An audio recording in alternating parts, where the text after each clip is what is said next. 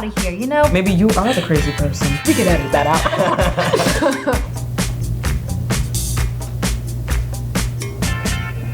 I'm sorry. I was like, girl, what are you doing? I don't know. I'm sorry. Oh, I love this movie. The roommates. I know. You're a princess and I'm just a stable boy. Mom! What are you doing? I never liked the top bunk. Were you kissing my hand? No. And what about you with all your shedding? I don't shed. Really? Excuse me. I just want to get my But stuff. you just... Oh my god. First morning in the house. That's going in the album. With the random roommate that I had my freshman, sophomore year, we never had an argument. We got along really, like, shockingly well. So that's kind of the extreme. Freshman year, I also did random roommate. Like, I've had sleepovers and things like that, but I've never, like, lived with someone, so that was really interesting, and I definitely learned a lot from him, I think, and vice versa, I would say.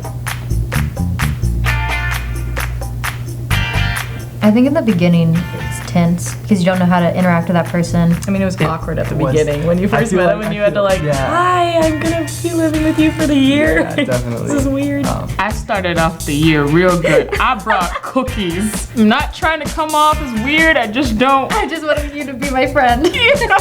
But then eventually it all comes back around, I think. Like, I had really good moments with my freshman roommate a lot. We would talk about our problems that we had throughout the day, and we would confide in each other and ask each other for advice about life situations, which is really helpful. Both of us were nervous about college. It helped to have somebody that you were already forced to be together with. I think an important thing to remember is that you don't have to be friends with your roommate. You don't always have to eat lunch with them. You don't always have to do the same things they're doing. Like, you guys can have separate lives. Your roommate's not always going to be your friend. Yeah. But if they're a good roommate, you don't need them to be your friend.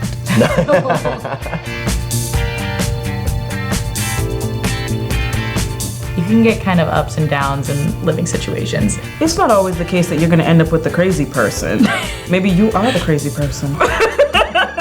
At least in my case, and what I saw on my floor, it was more about like minor things, like maybe the temperature in the room. A lot of times it's easy to pretend you're not the problem and that it's the other person. Something I'm doing might bug my roommate just as much as something they're doing might bug me. But I think that those little things can be solved by just like talking to the person and not letting it build up. I think you have to make the choice yourself to be the bigger person if they're frustrating you, and try to fix the situation instead of making it worse by not doing anything about it. It's just respect and communication between the two people, really. That's the keys to good living with other people in the same room. Oh my gosh, did you need Starbucks? Here's some Starbucks, girl! I can't speak for everybody, but I do think that it's not as bad as you think it's gonna be. Oh, Like gross basements. literally there was condensation on the wall.